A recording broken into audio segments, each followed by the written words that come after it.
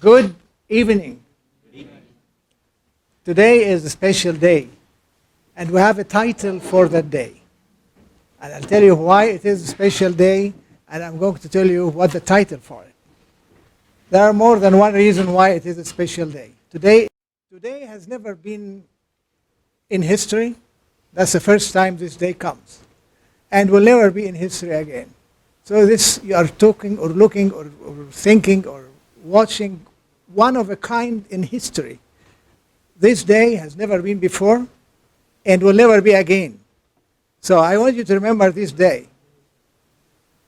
I want you to remember it, and I want you to remember the concept behind it, that every day is unique. One day at a time. I mean, doesn't repeat itself. I'm going to tell you the title of today's session, today's meeting. Tools, tools, tools. Okay? I asked my friend Ryan Naples. He is the president of the construction club until last semester, and usually presidents take 1 year and leave the chair for somebody to take rounds.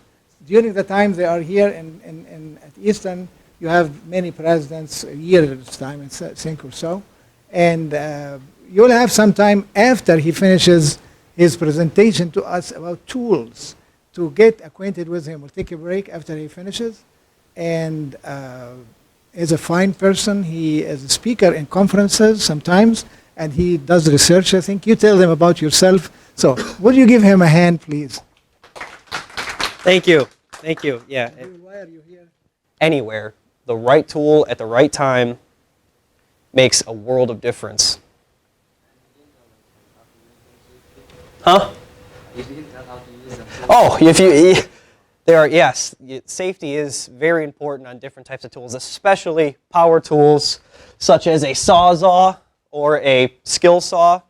First things first, in handling almost any of this equipment is you always want to have your proper eye protection, safety glasses, ASTM standard Z87E safety glasses. You know, they're ANSI certified. And you make sure, obviously you never want to cut towards yourself. You always want to be cutting away in any situation. A lot of times what people will do for a sawzall specifically is flip the blade around like so that they're cutting up and away from themselves.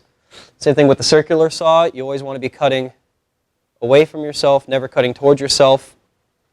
Just always be aware of, body parts, appendages, things of that nature. For anything really. Nail guns, one very important part to understand about nail guns. This is this is actually a framing gun. We have a way bigger nail gun downstairs. I just don't want to lug it all the way up here. But you always want to make sure your fingers are clear of that fire zone. You know what I mean? You always want to make sure you know where your hands are with construction tools. That's with any tools really. I know I can't tell you how many times I've busted my thumb with a hammer. You always want to be aware, right? Not used for the same thing. A reciprocal saw just kind of goes up and down. You're going to get a more jagged line. It's not for, finished cuts. It's more for, rough end framing work, things like that. Cutting metal pipes, things of that nature. It's for when it doesn't have to be perfect. So that's the different types of saws. What I have here is two different types of drills. This actually isn't a drill. What we call it is an impact gun. You would take a screw.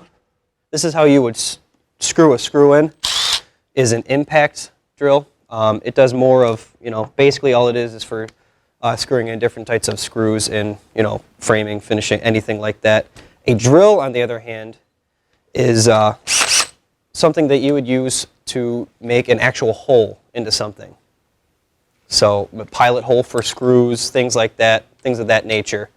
Again, kind of look like the same tool, but they're not, and you wouldn't know unless you looked into it a little bit.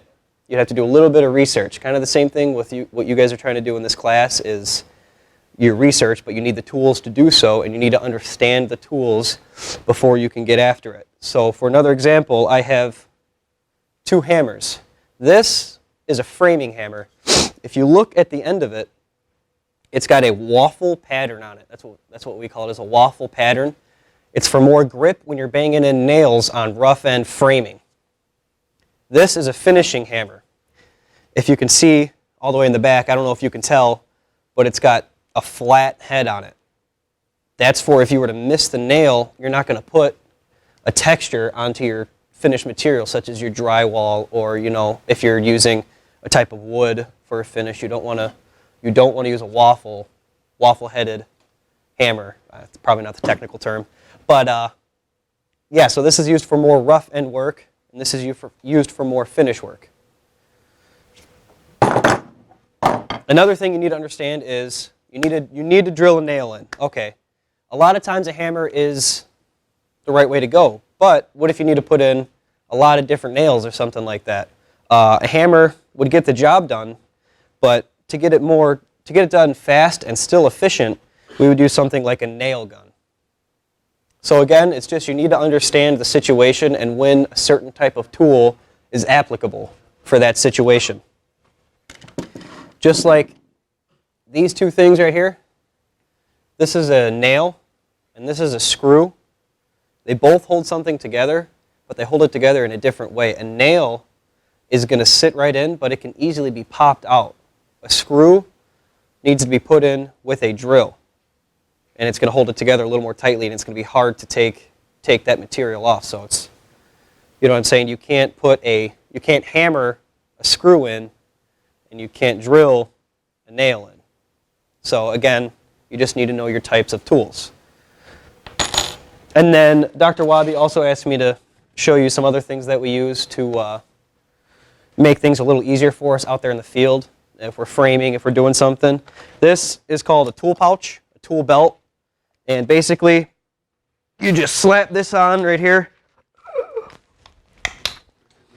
If I wasn't so fat, I would fit into it. But it makes it a lot easier to have your hammer ready, to have your speed square ready, which is used to find different types of angles, your angle cuts, make sure something is square. This is a perfect 90-degree angle. You want to make sure something's square, you go ahead and square it with your, what we call a speed square. It also makes it easy to use your tape measure, obviously for marking, your different types of lengths of lumber, anything like that. But the tool pouch, it makes it all very easy to grab. It's all right there in your person. And so basically, yeah, what I'm trying to tell you guys here is know your tools. Know what type of situation that a specific tool would work the best. And hopefully I've portrayed that message across, and hopefully I've done what Dr. Wabi asked me to do. So thank you guys for letting me talk to you about it. It's awesome to be able to talk about construction. I love it very much. That's why I'm majoring in it. I'm an undergrad right now in the AET program. So if you have any questions on construction, tools, hammers, nails, anything, just let me know, and I'd love to answer it. So thank you guys for letting me talk to you. I really appreciate it.